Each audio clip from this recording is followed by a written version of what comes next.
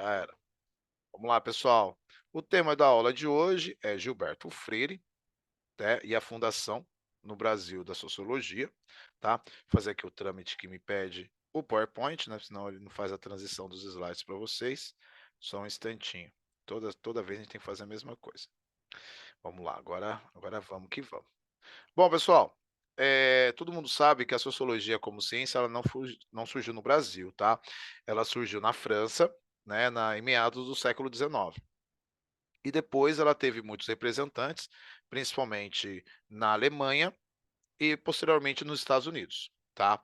No Brasil, as primeiras obras que falam sobre sociologia, elas são obras de literatura, que são relacionadas ao final do século XIX, né, que eu até tinha falado na última aula com vocês, que tem a ver com o que nós chamamos de período dos escritores realistas. Então tem obras como Guarani, qual a outra obra lá o Curtiço, Iracema, Memórias Póstumas de Brás Cubas, tá? Então essas obras ali do final do século XIX, né, ali bem finalzinho do Império, início da República, elas são obras literárias que exaltavam um pouco das características sociais brasileiras. A partir dessas obras, então, nós começamos a ter sociologia no Brasil. Qual vai ser a primeira obra científica escrita no Brasil? Vai ser Casagrande Senzala, do Gilberto Freire, tá? Bom, o Gilberto Freire, rapidamente aqui a história dele, né? Vou dar uma pincelada, porque eu já pedi isso para vocês em trabalho. Gilberto Freire era pernambucano, de Recife, né?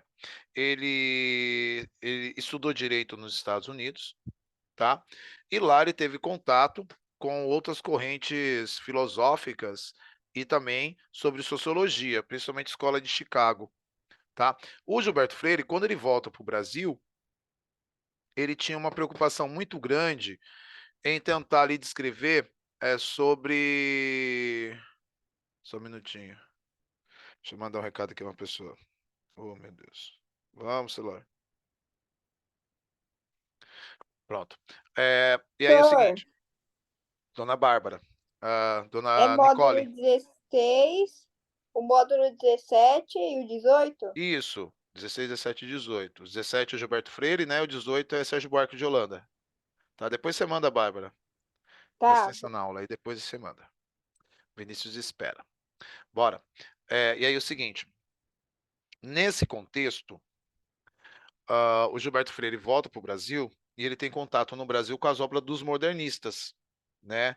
Que lá tem a ver com a ideia de antropofagia cultural. Nessa ideia, ele não concorda com a antropofagia cultural, que era a ideia dos modernistas, que tem uma relação com a mesclagem cultural, a mesclagem social, tá? Essa mesclagem seria a ideia de que no Brasil você pode eh, colocar, né, do ponto de vista geral, ideias da cultura nacional junto com ideias da cultura internacional. Pode ser cultura francesa, inglesa, estadunidense, italiana e assim por diante. E fazer uma cultura única, né? O Gilberto Freire não concordava com isso. Ele acreditava que esses intelectuais deveriam ser mais fiéis à cultura brasileira. Então ele escreve em 1926 o seu primeiro livro, que é o Manifesto Regionalista, que ele exalta a cultura brasileira, né? E tenta ali demonstrar que a cultura brasileira é muito rica e ela deveria ser mais respeitada e não, por exemplo, deixada em segundo plano, como se só servisse para pano de fundo, né? Bom, com isso, é claro, né? Ele vai ter desavenças com os modernistas, tá? Porque os modernistas era a principal corrente intelectual do Brasil da década de 20. Quando chega a década de 30, nós temos algumas mudanças importantes na história do Brasil. Então, nós temos o fim da oligarquia do café com leite, mudanças políticas, econômicas, e a partir do governo do Getúlio Vargas, desenvolve-se mais a capacidade científica no Brasil, tá? Com a fundação da USP e assim por diante.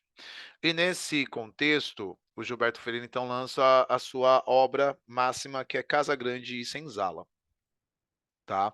Casa Grande e Senzala, na verdade, são dois volumes, cada volume tem um nome diferente, Eles têm o apelido de tijolos, tá, porque eles são livros gigantes. Então, por exemplo, se eu não me engano, o Casagrande Senzala tem 600 páginas, que é o volume 1, e o volume 2 é o Sobrados e Mucambos, ele é maior ainda, tá. Qual que é a diferença dos 2 livros, só para vocês terem uma noção?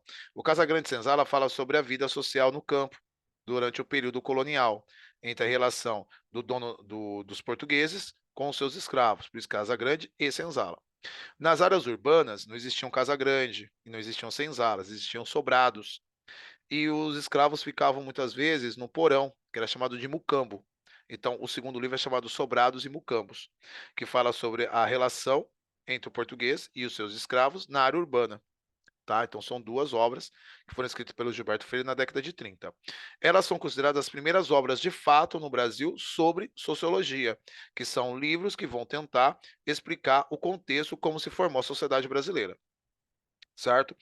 Hã, eu falei para vocês antes, né, o Gilberto Freire, ele era formado em direito, né, e todo mundo que é formado em direito, ele tem que ter uma especialização muito boa, ele tem que ser um cara muito craque em pesquisa de campo, né, então tem que ser um ávido, leitor e tem que saber sobre, por exemplo, antecedentes, tá. Então, para tentar justificar o seu ponto de vista de que a cultura brasileira era única e ela deveria ser exaltada, o Gilberto Freire faz um grande relato histórico sobre a formação da sociedade brasileira em Casagrande e Senzala, tá.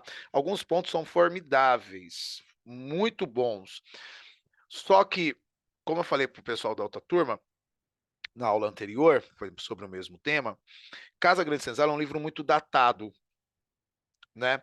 E basicamente todas as obras literárias no Brasil, até a década de 30, principalmente entre 10, 20 e 30 do século 20, elas são obras muito datadas. O que são obras datadas? Elas representam muito o momento que o Brasil vivia.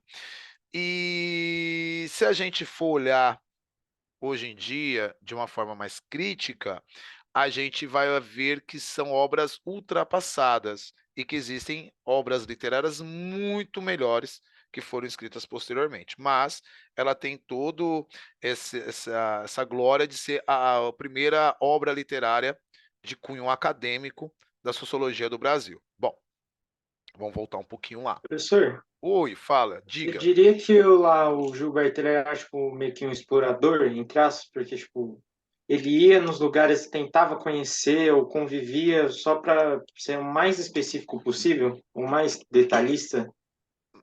Não era um explorador a palavra correta, mas sim um pesquisador. Tá? O explorador tem a ideia de fazer posse. Né, o pesquisador tem a ideia de desenvolver, de adquirir conhecimento, tá? Então a palavra correta seria um pesquisador, tá? O Gilberto Freire era um cara muito antenado para a época dele, era um cara que escrevia muito bem, que falava muito bem, era um ótimo orador, só que igual eu falei, né, para a época dele, as ideias dele foram ótimas. Hoje em dia, depois eu vou falar um pouquinho isso no final da aula, as ideias dele estão muito ultrapassadas, né? Então, por exemplo, se eu fosse numa conferência, se fosse uma reunião com outros sociólogos e viesse um cara defender, não, que eu só apoio o Gilberto Freire, pá. Nossa, esse cara seria execrado, isso que eu tô querendo dizer, tá? Porque assim, né, fazendo uma comparação meio idiota, já de ponto de vista, porque o nosso próximo assunto é o Sérgio Buarque de Holanda, e o Sérgio Buarque de Holanda, a obra do Sérgio Buarque de Holanda, ela é de uma qualidade insuperável, cara. Então ele pega o Casagrande Senzala e coloca no chinelo, de um ponto de vista geral. E é uma obra bem menor, é 200 páginas, cara. Você fala, meu Deus, como o cara conseguiu fazer isso em 200 páginas? Você acaba de ler o Raízes do Brasil e fala, meu, que livro. Você fala assim, poxa, como que o cara conseguiu extrair bem essas ideias, né? Porque ele é muito bem escrito e é muito fácil de entender o Raízes do Brasil. Já o Casagrande Senzala, ele é fácil de entender. Ele é muito detalhista, ele é quase um relato histórico, né, e ele é um pouco mais antigo. Só que, por exemplo, eles são da mesma época, eles são ali da década de 30 para a virada da década de 40. Então, como que um consegue desenvolver uma obra antemporal, que é o caso do Raiz do Brasil, do Sérgio Buarque de Holanda, e o outro ficou muito datado. É isso que a gente às vezes discute e debate. E tem umas brigas feias também. Você tem uns bichos que briga, é historiador, sociólogo e filósofo, cara. Nossa, os caras quando começam a discutir, esquece. Vai embora, é 2, 3, 4, 5 horas brigando. Já fiquei uma vez numa roda de conversa que a gente ficou a tarde inteira discutindo sobre o livro do Hobsbawm lá na faculdade, mas não levou a lugar nenhum, mas foi da hora, foi da hora. É pior que jogar truco, mas tudo bem. São umas brigas feias, Cef. Se você vê os caras brigando, Cef, historiador brigando, é um xingamento. Aí, no final, um pede desculpa pro outro. Bom, voltando. Vamos lá. Deixa eu voltar aqui para vocês. Antes que eu esqueça. Bom, então vamos lá. O Gilberto Freire, né? Casagrande Senzala, percebendo as vantagens. Qual que é as vantagens do Casagrande Senzala? O Casagrande Senzala, ele tenta ali justificar a miscigenação no Brasil, tá? Então ele tenta explicar que essa a miscigenação no Brasil, ela se deu de forma harmoniosa, tá? Então, o Gilberto Freire cria uma frase que depois ela vai virar um terror para a vida dele, que é a frase democracia racial, tá? O que vem a ser a democracia racial? A partir do momento que começa a colonização do Brasil, que temos a interação entre portugueses, africanos e povos nativos, essa interação ela se faz de forma harmoniosa. Então não houve conflito. É como se portugueses, africanos e nativos eles se completassem de forma harmoniosa, tá? E isso fez surgir uma sociedade sem desigualdade racial,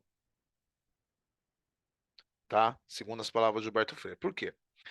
Para poder justificar isso, o Gilberto Freire ele vai usar outra sociedade que se desenvolveu ao mesmo tempo que o Brasil, aonde a mesclagem étnica ela criou um apartheid, ela criou uma segregação, que foi a sociedade dos Estados Unidos, né? Então ele vai falar, olha, no Brasil essa mesclagem étnica se deu de forma harmoniosa. Nos Estados Unidos não, nos Estados Unidos criou um conflito. Esse conflito existe até hoje, claro, década de 30, que criou-se uma segregação racial. Quer dizer, o negro nos Estados Unidos é excluído. No Brasil, o negro não é excluído. O negro faz parte da sociedade, de uma forma que ele é representado e ele é também respeitado dentro da sociedade. Certo? Então, ó, por conta disso, para Freire, o fenômeno da segregação racial não havia atingido a sociedade brasileira, tal como acabaria ocorrendo na sociedade norte-americana. Tá? Todo mundo sabe que a segregação racial nos Estados Unidos é histórica. E tem demonstrações até hoje. Né? Então vamos lá, continuando. Para Freire, as relações entre a Casa Grande, que era o local da moradia dos senhores brancos, e a senzala, local em que ficavam os escravos, longe de estragarem a raça branca, havia permitido a evolução da sociedade brasileira. Então, socialmente, o Brasil seria um país mais evoluído do que os Estados Unidos, do ponto de vista social, não do ponto de vista econômico, do ponto de vista social. Tá? E essa miscigenação, essa mesclagem étnica, só deu certo no Brasil. Então o Gilberto Freire começa a, de certa forma, vangloriar essa mesclagem cultural de uma forma que beira o absurdo, né? Porque ela não, como a gente vai ver no final, ela não tem muito sentido. Bom, o mulato brasileiro, para Freire, não era um brasileiro impuro. Acho que eu já contei isso antes para vocês, nas aulas de história. No século XIX, surgiu a ideia do arianismo, né? O arianismo que depois vai ser incorporado lá pelos nazistas, pelos fascistas. E o nazismo e o fascismo, ele estava muito em destaque no início da década de 30. Então, na Europa, o que estava pegando? Estava pegando a miscigenação racial era totalmente condenada, né? O negro era visto como uma classe inferior. No Brasil, isso também havia acontecido, só que no século XIX, bem no meio do Segundo Império, né? Você tinha lá a teoria do embranquecimento no Brasil, que era a ideia de você acabar com os escravos africanos trazendo colonizadores europeus, né? Colonos europeus, desculpa, colonizadores não, colonos europeus para o Brasil e diminuir a quantidade de escravos. Depois de 30, 40 anos, a sociedade brasileira seria uma sociedade europeizada. Isso não deu certo. Então, Gilberto Freire, ele tenta explicar que isso foi uma vitória brasileira. Por quê? Porque demonstrou que o mestiço era como se fosse o melhor dos dois mundos. né? Ele teria a inteligência do branco e a resistência do negro, né? Levando a um tipo de uma nova sociedade no Brasil, tá? Quanto lá na Europa, você pega os nazistas, ó, arianismo, cara, aqui só pode 100% alemão. Se o seu avô for judeu, você não é 100% alemão, né? A gente não quer mistura de sangue. Sangue tem que ser puro, né? E aí eles mostram que o Gilberto Freire na mesma época, ele exalta isso no Brasil como se fosse o lugar que isso tivesse dado certo. Bom, vamos voltar lá? Estamos acabando já essa parte da explicação para mim e para a parte da Professor, crítica. Oi, fala. eu sei que não tem muito a ver com o assunto, mas não tem aquilo que o avô do Hitler era judeu? Não, não, mas isso aí é assim, o Lorenzo, está dentro de um contexto histórico, né? Que depois a gente vai ver quando a gente fala de nazifascismo, tá? Mas o nazismo, ele aconteceu naquele momento porque várias situações históricas e sociais estavam se colidindo dentro da Alemanha. Por exemplo, não aconteceu nos outros países, mas, por exemplo, existiu nazismo no Brasil na mesma época? Sim, tá? Existiu nazismo no Brasil na mesma época, certo? Existiu fascismo no Brasil? Sim. Só que, por exemplo, o Gilberto Freire, a gente pode colocar ele como nacionalista. Então, uma das principais características do Brasil é o mulato. Não é o negro, não é o branco, é o mulato, né? A própria palavra mulato, a gente sabe que historicamente ela é uma palavra pejorativa, tá? Então, sempre quando a gente pega esses detalhes, a gente vê que há falhas no contexto de escrita literária do Gilberto Freire, tá? E essas falhas, quando o pessoal pega para criticar, o pessoal acaba com o escritor, tá? Então, as misturas e as formas sociais híbridas, estes eram os pontos fortes da sociedade brasileira. De forma contrária ao que se pensava até então, a mestiçagem era o que havia de melhor na formação social brasileira. Bom, o Freire foi além, tudo que era percebido como desvantajoso no processo histórico de formação social do Brasil, como a colonização portuguesa e o clima tropical, por exemplo, tidos como responsáveis por uma colonização de segunda categoria e pela formação de um povo indolente e preguiçoso, era, na verdade, vantagens. Tá? Então, aquela ideia, olha, brasileiro é muito preguiçoso, porque brasileiro, muito calor, povo mestiço, né? Povo que não tem qualidade. Então, isso era características que eram colocadas que o Gilberto Freire ele acaba desmentindo isso. Bom, o complexo de inferioridade do brasileiro em relação à colonização inglesa ou nórdica na América do Norte não se justificava. O povo português havia obtido sucesso no empreendimento no qual os nórdicos, que está citando os alemães, haviam falhado, qual seja o de adaptação ao clima tropical e a exploração econômica com base em experiências anteriores das colônias da África. Bom, nesta obra está caracterizado o tripé no qual os portugueses se apoiaram quando do esforço do empreendimento colonizador, a miscigenação, o latifúndio e a escravidão. Beleza? Bom, agora vamos lá para as críticas, né? Até você um pouquinho daqui. Bom, vamos lá. Como eu disse antes para vocês, o Gilberto Freire ele exalta muito, né, a miscigenação no Brasil, pegando como ponto de vista, né, de você comparar a colonização na Inglaterra, lá nos Estados Unidos. Gente, mas apesar de ser colonizações que aconteceram na mesma época e terem as mesmas características, elas deram resultados totalmente diferentes, por alguns fatores. Primeiro, lá nos Estados Unidos eram os ingleses, aqui no Brasil eram os portugueses. Ingleses que foram morar nos Estados Unidos, formando as 13 colônias. A maioria deles eram religiosos, eles eram puritanos, que eram um tipo de protestantes super conservadores, e que levavam as escrituras bíblicas, algumas partes, ao pé da linha, ao pé da letra, sem tirar vírgula, sem colocar vírgula. Então, os caras eram aqueles religiosos muito fervorosos, que levavam tudo ao pé da letra. E nesse contexto bíblico, algumas passagens bíblicas são muito preconceituosas. Se a gente lembrar, os judeus, eles não admitem a mesclagem étnica, né? Então, por exemplo, eles não aceitam nem doação de sangue. O judeu não pode doar sangue e não pode receber sangue. Tá? Então, o judeu tem essa ideia também da pureza sanguínea. Então, povos que seguiam a ideia do judaísmo ao pé da letra são povos que tem um nível de preconceito muito grande em relação à etnia, etc. e tal. E os ingleses eram um exemplo, tá? Os puritanos que vieram, os calvinistas puritanos que vieram para a América. Agora vamos lá para os portugueses. Primeiro, né? Os portugueses, eu costumo brincar, mas é verdade. Os portugueses, eles eram católicos, mas eles eram católicos muito meia boca. É muito meia boca, é muito meia boca.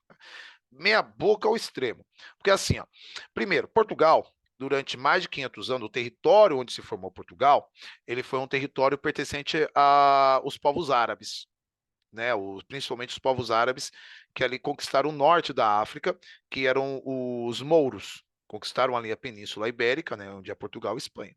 E lá desenvolveram uma sociedade totalmente mestiça. Por quê? Se misturou a cultura árabe, a cultura africana e a cultura europeia. Tá? Então, antes mesmo de existir Portugal, já existia a miscigenação em Portugal.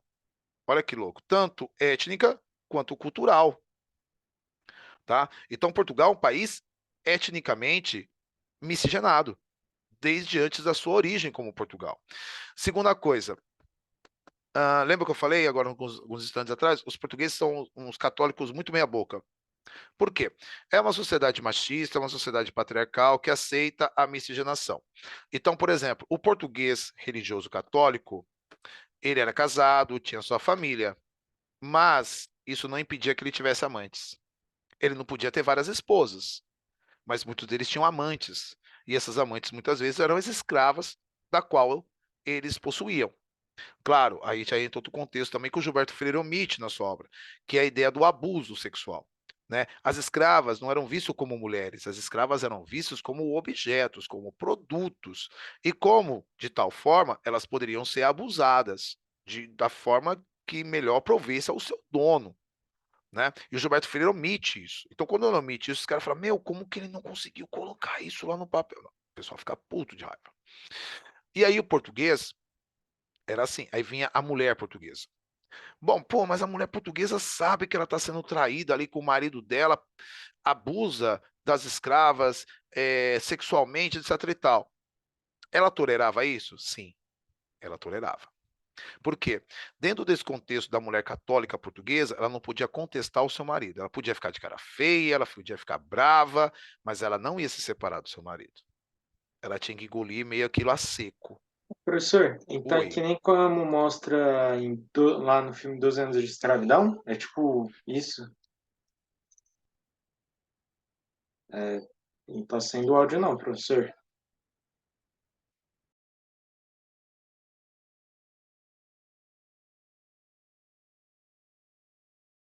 Tá sem áudio.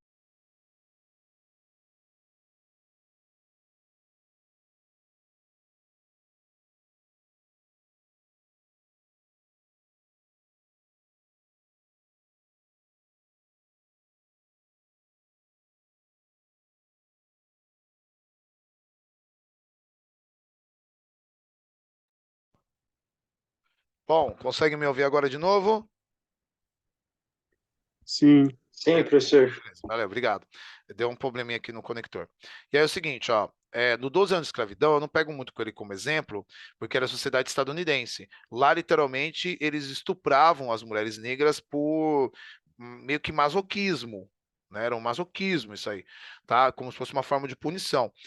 No Brasil, a gente pode dizer que o português, ele, além de abusar, ele mantinha relações afetivas com as suas escravas, tá? Ao ponto, por exemplo, de ter algumas falas preconceituosas históricas que demonstram isso. Então, por exemplo, chegava lá o marido, a português chegava lá para a mulher portuguesa e falava, amor, hoje eu estou com muita vontade, pipipi, papapá, e a mulher sabia que o marido tinha tomado uma ou duas cervejinhas a mais, e que queria ali uma coisa mais caliente. O que que ela acabava falando? Ó, sai daqui, vai procurar suas negas, vai procurar suas raparigas, vai procurar suas negas.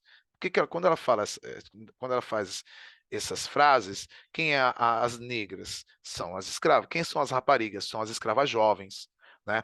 Então, muitas vezes, quando aquele dono de escravo chegava às escravas novas, muitas com 10, 12, 15 anos de idade, ele abusava sexualmente delas. Tá? E desse abuso sexual, muitas vezes nasciam mestiços. né? Foi daí que surgiu a sociedade brasileira, surgiu de uma violência, né? E o Gilberto Freire omite esses tipos de violência no Casagrande Senzala. Eu já li o Casagrande Senzala, ele não fala em nenhum momento de violência. Ele fala sobre como, por exemplo, olha, é, gente, não é assim, claro que está lá, mas é o que dá a entender. Por exemplo, ó, tinha um senhor, ele comprou algumas escravas, né? Essas escravas assim meio que seduziram o senhor, ele caiu na lábia delas, foi seduzido por ela porque elas queriam vantagens. Então a mulher tirou ali vantagem do seu corpo, seduzia o seu dono e tinha relações com ele. E dessas relações nasciam os brasileiros. O que que o dono fazia com seus filhos? Alguns ele reconhecia, outros ele negava, mas todo mundo vivia junto ali dentro da casa grande, né? As crianças pelo chão, o dono ia lá, brincava com elas, dava um carinho aqui na negra. Então, ele fala de um jeito como se tivesse sido a coisa mais natural do mundo. E isso, às vezes, o pessoal, quando lê hoje em dia Gilberto, fala, meu, não aconteceu desse jeito. Né? Um aluno de ensino médio vai falar, pô, não foi desse jeito. Né? Foi de um jeito um pouco mais violento, né? A sociedade brasileira é uma sociedade violenta, é uma sociedade conflituosa. E quando o Gilberto Freire escreve o Casagrande Senzala, ele omite praticamente todo esse conflito, toda essa violência que existiu na colonização brasileira. Por isso que a gente critica muito, né? O Casagrande Senzala por essa omissão. Por quê? Ele transforma algo que deveria ser realista em algo romantizado, né? Gente, ele fala sobre a democracia racial. Mesmo quase 100 anos depois de escrito o Casagrande Senzala, a gente sabe que não existe democracia social, que existe uma desigualdade social muito grande no Brasil, que é uma das principais características da sociedade brasileira. Então a gente não pode falar em democracia, mesmo 100 anos depois. Claro, o pessoal, mas na época dele existia essa democracia? Não. Gente, a população negra no Brasil, praticamente 100% dela era analfabeta. Tá? A maioria não conseguia ir para a escola, tinham péssimos empregos, moravam nas periferias da cidade, formavam favelas. Aí ele vem falar em democracia racial, como se a população negra no Brasil não tivesse sido excluída socialmente. E os indígenas, então? Se a gente entrar no contexto indígena, aí que a gente acaba de trucidar o Casagrande Senzala, certo? Então, o Casagrande Senzala, hoje em dia, para concluir, é um livro muito ultrapassado. É um livro bom? É um livro bom. Não vou mentir para vocês, é um ótimo livro. Se alguém quiser, professor, eu quero ler o seu tijolinho, eu levo. Os Sobrados em Mucambo, vocês vão ler, vocês vão ver que é maravilhoso, é uma leitura muito boa. Só que você vai falar assim, pô, tá meio ultrapassado. Né? É que nem, por exemplo, as historinhas do Monteiro Lobato, estão ultrapassadas. Né? Tanto que hoje você não passa mais para uma criança ler Monteiro Lobato, que vai falar lá do, por exemplo, lá, quando a gente fala do Monteiro Lobato, na fazenda, quem eram os funcionários? Eram todos negros. Por quê? Vem de um pós-escravidão. Né? Então você tem ali o Saci, você tem a tia Anastácia, tem o tio Barnabé, que são negros, né? Que ele faz toda aquela ideia, são os escravos. Quem manda? A dona Benta, que é uma senhora rica, dona do sítio. Então tem todo esse contexto. Então são obras que a gente diz que são ultrapassadas. Pô, mas quando o Gilberto Freire, quando o Monteiro Lobato escreveram eles, estavam pensando nisso? Não, gente, não estava pensando nisso. Fazia parte da época que eles escreveram. Mas hoje em dia nós sabemos que está ultrapassada. Beleza? Bom, vou encerrar a gravação por aqui, para a gente poder ter chamada, ok? Tudo bem? Não esquecendo todos aí que esse é um dos conteúdos da prova de segunda-feira, ok?